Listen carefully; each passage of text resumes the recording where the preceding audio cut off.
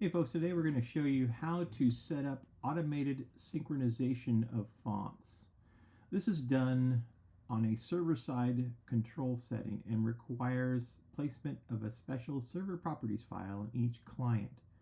In this video, we are going to go over how you know you are working correctly and how to create the folder to put the correct information in to make sure that you're able to synchronize with the server in an automated fashion. So let's take a look at that.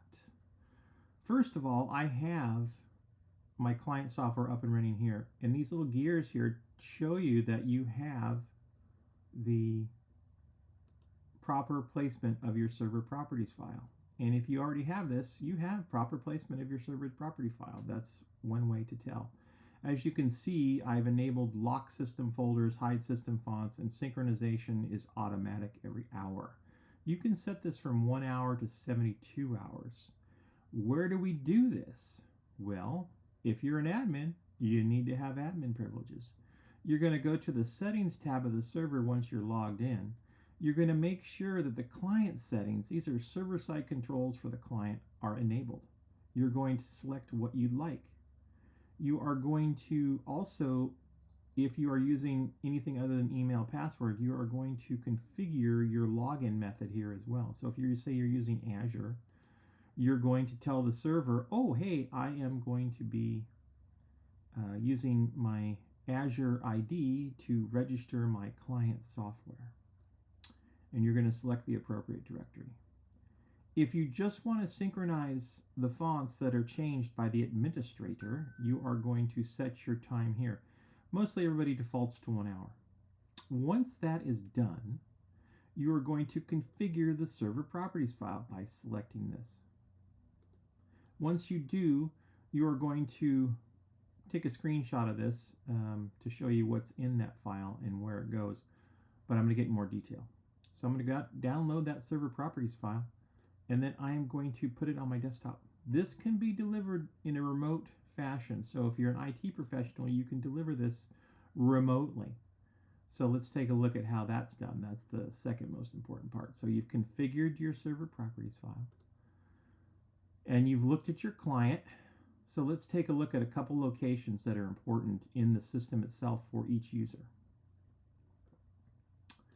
The first, of course, is where is my fontagent database? It's in the user home library under fontagent. Okay, the server properties file does not go here. All right, it doesn't go in the user library. It might be. Let's go to Macintosh HD.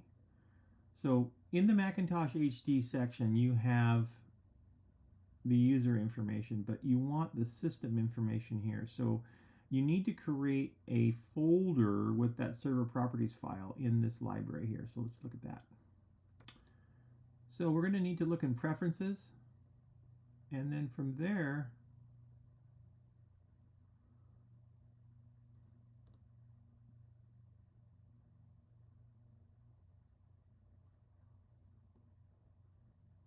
we're going to need to look in Insider Software.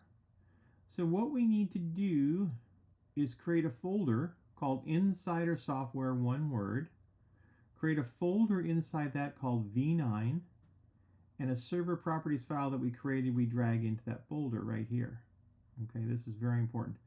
And that is in the preference folder of the system libraries folder. And once you place that, then you will get, after restarting the application, you'll get these little gears, and it will tell you what is being controlled. In this case, if you're just looking for synchronization of fontagent, you have that. And that's it. You should be good to go at that point.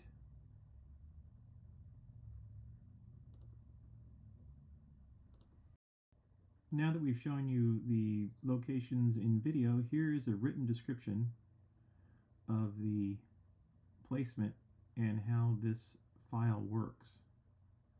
Please review this as much as you need to in order to make sure you place things in the right location for both Mac and PC software. If you have further questions, you can email support@insidersoftware.com. Thank you.